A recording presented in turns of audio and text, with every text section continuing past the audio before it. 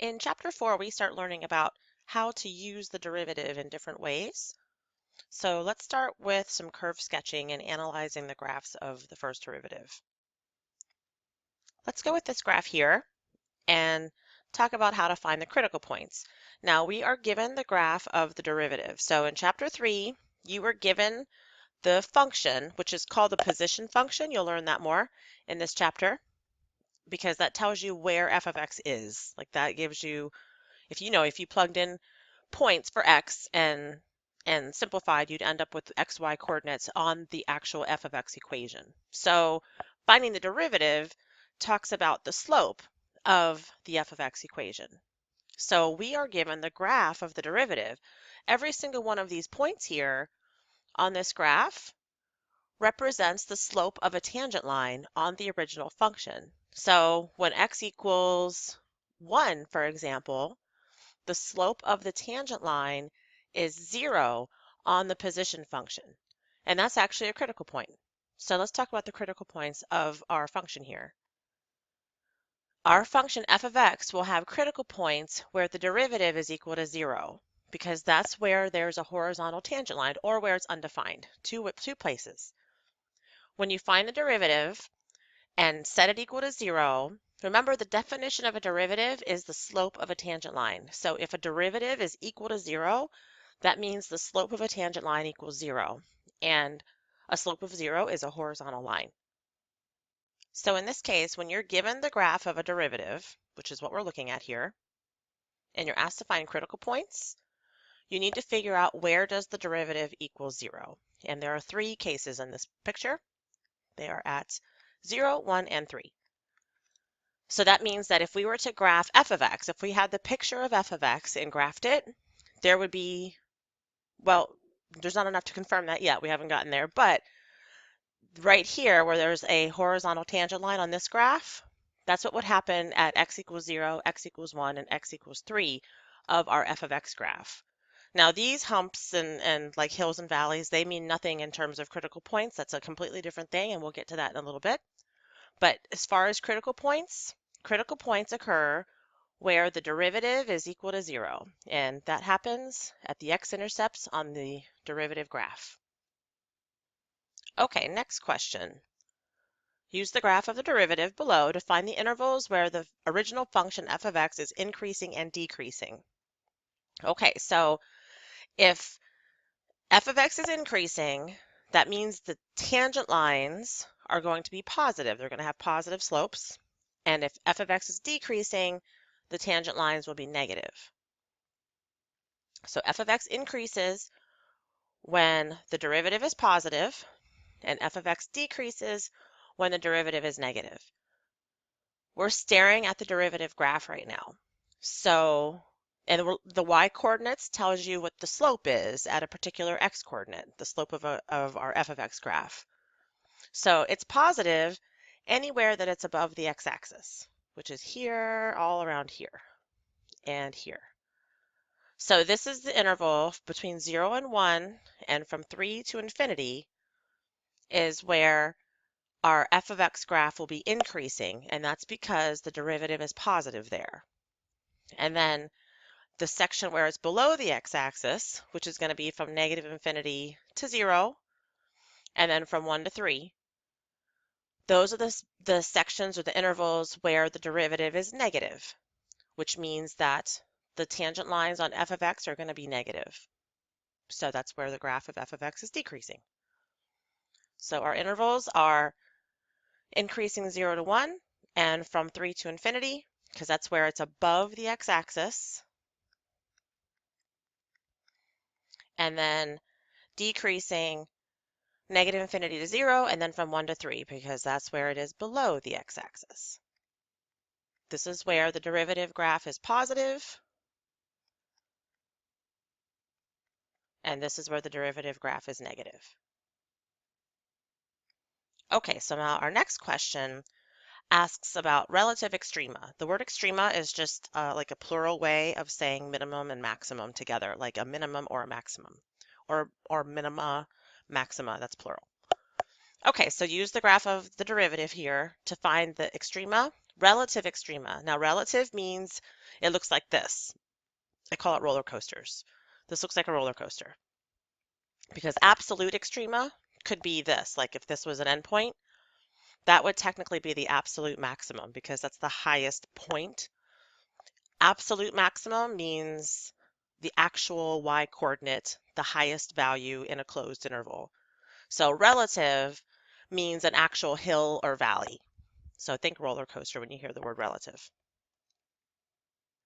Okay, so you should have learned that extrema happens at critical values, critical points, which is where the derivative equals 0. So there is 3 of those. And something else has to happen. Just because it has a horizontal tangent line doesn't necessarily mean that there's going to be a minimum or a maximum. Like take x to the third power. There's a horizontal tangent line. It's not a very good drawing, but this is like where x equals 0 right here. Technically, there's a horizontal tangent line, not the best drawing, but there's not a maximum or a minimum there. So there's a critical point when x equals 0 on the x cubed function, but there's not a maximum or minimum. What happens is you need to have a sign change. So we have extrema that occur at critical points, which is where the derivative equals 0, and then the sign of f prime has to change. The sign has to change for the derivative because that means that the tangent lines have gone from positive to negative. If you have a positive tangent line going this way and then it equals 0, so it's flat, and then you have a negative tangent line, so it's going this way, that creates a maximum.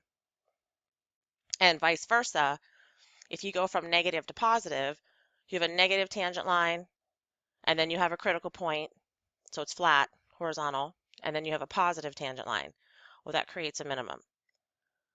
So for example, let's just pretend this is the derivative graph. So we're not looking at tangent lines on this graph, but if we were, the tangent line here was positive, the tangent line here is negative, is 0, and then it changes to negative. So that's why there would be a critical point on this graph at this point. But we're not looking at the derivative of this graph. We're looking at the value of the derivative. This is the actual derivative. So we need to find where it equals 0, and then we need to see where it changes from negative to positive or positive to negative. I said that backwards when I pointed to it. So let me erase my tangent lines here because that's not what we're looking for. And let's find our critical points again, which were 0, 1, and 3. And then notice, if you read this from left to right, you read math the same way you read English, which is left to right, just like words. If we go from left to right, the derivative is negative here, and then it equals 0, and then it's positive here.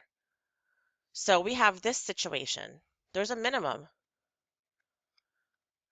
at x equals 0 because we have a critical point and we have sign change, and it goes from negative to positive. So if we keep reading from left to right, the derivative is positive all here, and then 0 again at 1, and then it changes to negative. So that actually creates a maximum at x equals 1 because, again, we have a critical point and it changes from positive to negative there. And then our last critical value, it's negative, negative, negative, and then it equals 0 here, and then it changes to positive. So there's another minimum here. So to find where you have extrema, you look for critical points, which is where the derivative equals 0, and then you look to see if the sign of the derivative changes, like before and after it, because then that tells you that the tangent line is changing direction and that the graph is technically going from increasing to decreasing or vice versa. So if you're given the graph of the derivative, you already have the sign. You don't need to guess. Like if you were given the equation of the derivative, you'd have to plug in points. So you can, like you'd have to set it equal to 0, solve it algebraically, and then plug in numbers. It's called making a sign chart, which you'll learn a lot about in this chapter. Okay, so our minimum at 0 and 3, and our maximum at 1, and it's because you look for the critical points, and then you look for the sign changes. If it goes from negative to positive, it's a min. If it goes from positive to negative, it's a max. Okay, now is where we need to talk about the tangent lines of this graph. We are going to talk about concavity, concave up and concave down. So a graph is concave up. F of x is going to be concave up where the second derivative is positive, and we're concave down when the second derivative is negative. So we're not given the second derivative, we're given the first derivative. We have the graph of the first derivative here, and we need the second derivative, which means you would just find the derivative of the first derivative. We need the derivative of this graph. And I said a while ago, the definition of a derivative is the slope of a tangent line. So if we need the derivative of this graph, then we need to look at the slope of the tangent line of this graph. So anywhere where the tangent line is positive is where this graph is concave up. Anywhere where this tangent line is negative is where this graph is concave down. If you need a second derivative, information about the second derivative, that means you have to take the derivative of the first derivative. And if you have the graph of the first derivative and you need its derivative, lots of words here, you have to look at the tangent lines of the first derivative. That's how you get information about the second derivative. So in this case, we are going to be concave up from negative infinity to 1/2, because that's everywhere where the tangent lines are positive. And then it changes to negative from 1/2 to about 2. Let's call this 2-ish here.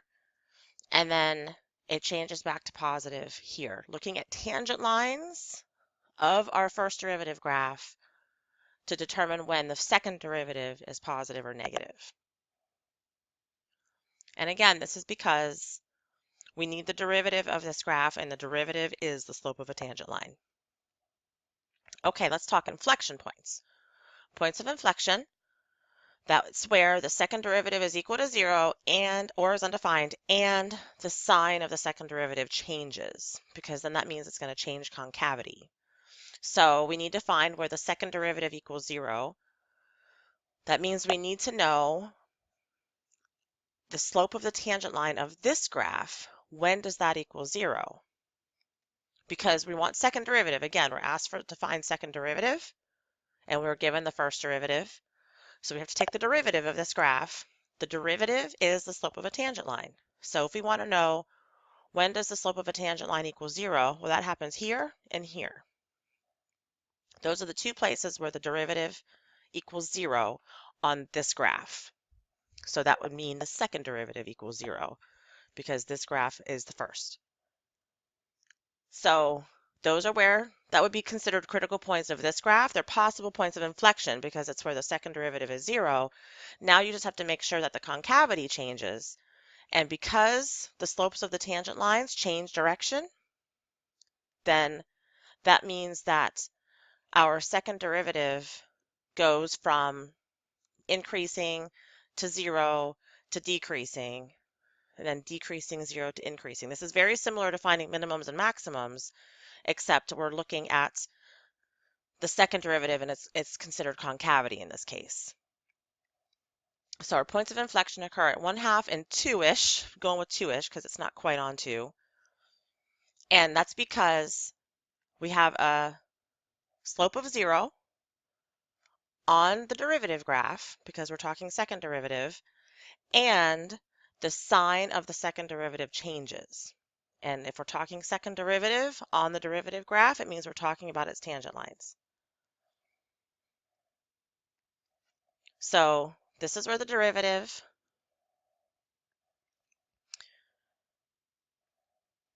of our first derivative is equal to 0. So this means that the graph of the first derivative has a horizontal tangent line there. It's also where the concavity of f of x changes, because the sign of the second derivative changes. And that's because our first derivative goes from increasing to decreasing. I know this is really a complex topic. You'll get better at this with practice, I promise.